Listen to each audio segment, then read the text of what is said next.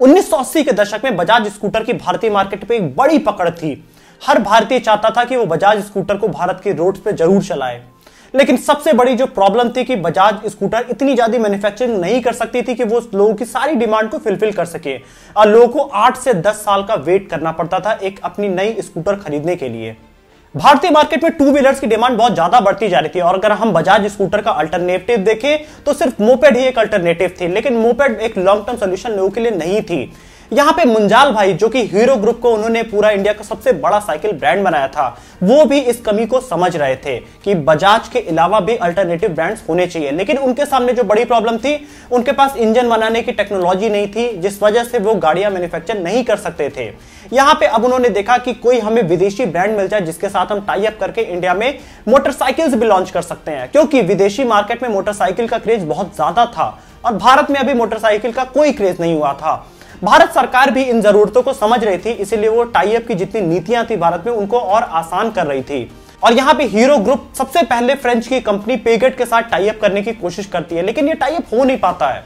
इसके बाद वो मिलते हैं होंडा ग्रुप से। होंडा ग्रुप उस समय दुनिया की सबसे बड़ी मोटरसाइकिल बनाने वाली कंपनी थी। साल 1984 में दोनों ब्रांड्स के बीच में कोलैबोरेशन होता है, जिसमें दोनों कंपनियां जॉइंट नेटवर्क में इंडिया में काम करेंगी। ये दोनों कंपनी के लिए एक विन विन सिचुएशन था, क्योंकि हीरो ग्रुप को यहाँ पे टेक्नोलॉजी मिलने वाली थी, मैन्युफैक्चरिंग के लिए इंजीनियर्स मिलने वाले थे होंडा ग्रुप की तरफ से। और वहीं अगर हम बात करें, होंडा ग्रुप को भारत का मार्केट मिलने वाला था और हीरो ग्रुप का सपोर्ट मिलने वाला था, क्योंकि हीरो ग्रुप इंडिया का नंबर 1 ब्रांड था उस समय साइकिल के लिए, जिस वजह से उनकी रेपुटेशन भारतीय मार्केट में काफी ज्यादा थी। तो अगर होंडा और हीरो का कोलैबोरेशन हो जाता तो होंडा को भी भारत का मार्केट बहुत ही इजीली कैप्चर करने का मौका मिल जाता।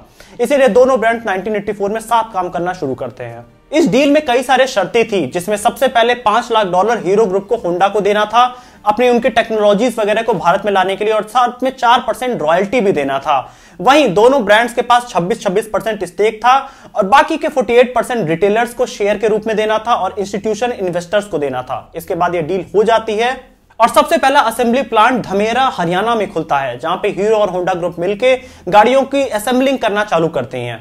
भारत में लोग बाइक्स के मार्केट में एक अफोर्डेबल सोल्यूशन चाहते थे, जिसमें कि जितना कम पेट्रोल लगे उतनी अच्छी बाइक होगी, और ये बात हीरो ग्रुप बहुत अच्छे से समझती थी। इसीलिए उन्होंने अपनी सबसे पहली बाइक 100 सीसी इंजन के साथ CD100 निकाला 1985 में। इसके साथ इन्होंने टैगलाइन दिया, fill it, shut it and forget it. इसका मतलब यह था कि आप सिर्फ पेट्रोल भराइए और भूल जाइए। और इसके साथ इन्होंने अच्छी मार्केटिंग कैंपेन किया। सलमान खान के साथ इन्होंने सबसे पहला अपना एडवर्टीजमेंट मार्केट में निकाला था। हीरो ग्रुप के लिए सब कुछ अच्छा चल रहा था, लेकिन उसी समय एक सबसे बड़ी प्रॉब्लम आती है कि जो जापान की करेंसी है उसका प्राइस ऊपर उठ जाता है, जिस वजह से जितने स्पेयर पार्ट जापान से आते थे वो इनको काफी ज्यादा महंगे पड़ने लगे। CD100 भारत में बहुत अच्छी बिक रही थी, लेकिन हर बिक्री के साथ इनको लॉस फेस करना पड़ रहा था, क्योंकि करेंसी जो जापान की थी येन, वो बहुत ज्यादा बढ़ती जा रही थी। और हर बाइक में जब इनको लॉसेज हो रहे थे तो अब यहाँ पे इनके लिए मुश्किलें पैदा होने लगी। और जहां एक तरफ इनके लिए समस्याएं खड़ी हो रही थी, वहीं दूसरी तरफ हीरो ग्रुप कुछ नए रिकॉर्ड्स भी बनाती जा रही थी। Guinness book of world record में सबसे ज्यादा साइकिल सेल करने का इनका वर्ल्ड रिकॉर्ड भी इन्होंने बनाया। इसके बाद साल आता है 1990 और उसके बाद जो डॉलर के एक्सचेंज प्राइस रहते हैं वो थोड़े रेगुलेट होते हैं, जिस वजह से अब हीरो ग्रुप हर बाइक पे करीब ₹1000 बचाना शुरू कर देती है। और इसके बाद साल 1990 में इन्होंने $10 मिलियन का प्रॉफिट जनरेट किया हीरो होंडा ग्रुप से। इसके बाद हीरो ग्रुप के सीईओ बृजमोहन लाल मुंजाल ने कई सारे स्ट्रेटजीज लगाई, जिससे वो बाइक्स बहुत ज्यादा बेचने में सफल रहे। यहाँ पे उन्होंने बाइक की फाइनेंसिंग भी करनी चालू किया, कि मतलब अगर आपके पास कम पैसे हैं तो आप बाइक फाइनेंस करा सकते हैं। 1990 के दशक में हीरो होंडा के सामने कई बड़े कंपटीटर्स थे, जैसे कि Suzuki, Yamaha, Kawasaki, Bajaj, TVS, लेकिन ये सारे ब्रांड्स अर्बन मार्केट पे फोकस कर रहे थे और हीरो होंडा का पूरा फोकस इंडिया के मिडिल क्लास और लोअर मिडिल क्लास पे था, जिस वजह से ये लोगों के लिए एक अफोर्डेबल बाइक सॉल्यूशन बना रहे थे। और साल 1995 आते आते इन्होंने 20 लाख बाइक्स बेची और इसके बाद ये दुनिया की सबसे बड़ी बाइक की कंपनी भी बन गए। दोस्तों, अगर हम इसके पीछे इनकी स्ट्रेटजीज समझेंगे तो बहुत हमें क्लियर हो जाएगा कि कैसे हीरो होंडा दुनिया की सबसे बड़ी बाइक की कंपनी बनी। यहां पे दोस्तों हम 4 पॉइंट पे समझते हैं कि किस तरह से हीरो होंडा ने इंडिया के मार्केट में 48% मार्केट शेयर के साथ मोनोपोली बनाई। सबसे पहले इन्होंने रीजनेबल प्राइस पे फोकस किया, जितना कम से कम दाम हो बाइक का। इसके बाद इन्होंने फ्यूल एफिशिएंसी पे फोकस किया, जितना ज्यादा माइलेज दे सके बाइक। और तीसरी चीज, जब लोग बाइक खरीद ले तो पोस्ट सर्विस कैसी हो, कितनी ज्यादा अफोर्डेबल होनी चाहिए। इन 3 चीजों की वजह से इन्होंने अपनी बाइक सबसे ज्यादा बेची। अगली चीज, इन्होंने अपना डिस्ट्रीब्यूशन नेटवर्क जो सबसे पहले से ही स्ट्रॉन्ग था इनके साइकिल्स के साथ, वो और ज्यादा यूज किया इसमें, और जिस वजह से हीरो होंडा ने सबसे ज्यादा इंडिया में डिस्ट्रीब्यूटरशिप का नेटवर्क फैलाया। तीसरा बड़ा कारण यह था कि इन्होंने अपना रिलेशन अपने वेंडर्स के साथ, अपने डिस्ट्रीब्यूटर्स के साथ, अपने डीलर्स के साथ बहुत ही अच्छा बनाया, जिस वजह से लोग बाकी बाइक्स छोड़ के इनके बाइक्स ज्यादा बेचने में लग गए और लोगों को वो काफी ज्यादा प्रॉफिट्स और कई सारे पर्क्स दिया करते थे, जिस वजह से सारे इनके डीलर्स प्रीफर करते थे हीरो होंडा बेचने में ही। और चौथी चीज, इन्होंने अपना वेंडर नेटवर्क भी बहुत अच्छा बनाया, जिस वजह से इनको बेहतरीन गाड़ियों के स्पेयर पार्ट्स मिल जाते थे काफी उचित दामों पे। और इन सब कारणों की वजह से हीरो होंडा इंडिया की सबसे बड़ी बाइक की कंपनी बनी। लेकिन दोस्तों इसी के बाद यहां पे कई सारे कॉन्फ्लिक्ट दोनों ब्रांड के बीच में स्टार्ट होने लगे, हीरो और होंडा ग्रुप के बीच में। होंडा ग्रुप चाहती थी कि वो भारत को अकेले अब लीड करे, क्योंकि जब शुरुआत में भारत में आ रही थी उस समय लाइसेंस राज था, लेकिन 1990 के बाद सब फॉरेन ब्रांड्स के लिए पूरा इंडिया का मार्केट ओपन था। तो अब यहां पे होंडा ग्रुप ने अपना एक नया वेंचर बनाया। 1999 में होंडा ग्रुप ने अपना Honda motorcycle and bicycle India नाम की एक कंपनी रजिस्टर की, जिसमें ये अपनी खुद की बाइक्स बेचना चालू कर दिए थे। और यहीं से दोस्तों सारे कॉन्फ्लिक्ट स्टार्ट होने शुरू हो गए थे दोनों ब्रांड्स के बीच में। होंडा मोटरसाइकिल में होंडा ग्रुप ने सबसे पहले एक्टिवा लॉन्च किया, जो कि इंडियन मार्केट में सबसे ज्यादा एक हिट साबित हुआ। और ये होंडा ग्रुप भी पूरी तरह से जो अफोर्डेबल बाइक का रेंज था, जो कि हीरो होंडा भी काम कर रही थी, उसी रेंज में इन्होंने भी काम करना शुरू कर दिया। तो मतलब अब होंडा मोटरसाइकिल का सीधा सीधा कंप्यूटर हीरो होंडा बन गया था। तो अब हीरो होंडा दोनों ग्रुप में पैसे कमा रहा था और हीरो के सामने अब यहाँ पे मुश्किलें खड़ी होती जा रही थी। और इसके बाद कई सारे प्रोडक्ट्स ओवरलैप भी होने लगे और सीधे कंपटीशन में आ गए थे, जैसे कि होंडा यूनिकॉर्न के सामने हीरो होंडा CBZ थी 150 सीसी में, होंडा शाइन के सामने स्प्लेंडर प्लस थी 100 सीसी में, जिस वजह से हीरो होंडा की बाइक सब कम सेल हो रही थी और होंडा की बाइक सब ज्यादा सेल हो रही थी। और इसका सारा नुकसान हीरो ग्रुप को फेस करना हो रहा था। दूसरा बड़ा प्रॉब्लम हीरो ग्रुप के सामने आ रहा था कि होंडा ग्रुप ही इंडिया के बाहर अपनी बाइक सेल कर रही थी और हीरो को वो अलाउ नहीं था। हीरो सिर्फ नेपाल, बांग्लादेश, श्रीलंका और कोलंबिया जैसे कंट्रीज में ही अपनी बाइक सिर्फ सेल कर सकती थी, जिस वजह से ये ज्यादा प्रॉफिट अब नहीं बना पा रहे थे और होंडा ग्रुप पूरे दुनिया में हीरो होंडा की बाइक जाके बेच रही थी। तीसरा जो बड़ा प्रॉब्लम सामने आ रहा था वो ये था कि अब होंडा ग्रुप ही जितने स्पेयर पार्ट्स हो रहे थे वो खुद बना रही थी। और दोस्तों कोई भी बाइक के मार्केट में स्पेयर पार्ट्स से बहुत ज्यादा पैसे जनरेट किए जाते हैं। तो अब हीरो ग्रुप एक पूरी तरह से बंद गई थी होंडा के सामने, वो कुछ भी नए स्टेप्स नहीं ले पा रहे थे और होंडा ग्रुप पूरी तरह से प्रॉफिट निकालती जा रही थी।